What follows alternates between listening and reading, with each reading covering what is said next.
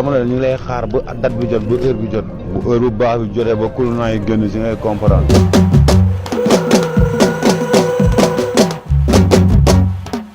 yow yëpp ñëwal.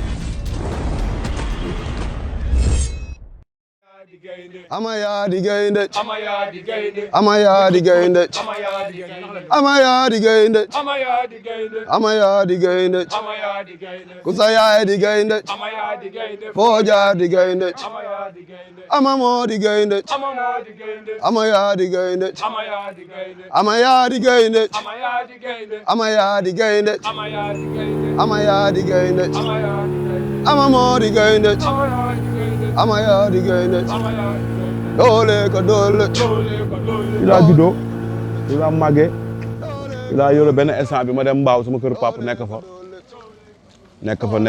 fa di mbaalaaw mbaalam Baye Modou Kane mbaalam moom Séréw mbaalam Baye Djibrine après ñëwaat Tëngéej àndaa sama gars yi waa Bondé xam nga ñoom Ablaye Seck ñoom Baye Sou gars yi ñoom Manda ñoom Oussou ñoom Thian xam nga ñoom Sanku ñoom ñàngal gars yi après cela ñëwaat fii.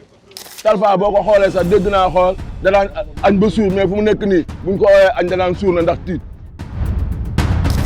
ay surtout maam Kumba Lambal lañ duñ bàyyi non kooku day xaar ba jamono neex. parce que jeunesse bi yëpp war nañ mën a mobiliser wu ñëpp 100% bi bàyyi déggoo ma de nañ ko gën a mën a gëm. ñun nag waa Tëngéej toujours ñu ngi sa ginnaaw boo ñu gisee boo ñu gisul muy guddi muy bëccëg ñun Ama rek la ñu am moom rek la ñuy topp amul leneen yaa ñu neex. dëkku maam Kumba Lamba Ndoy sa atu maam ya ña nga ko doon wax teenab géej.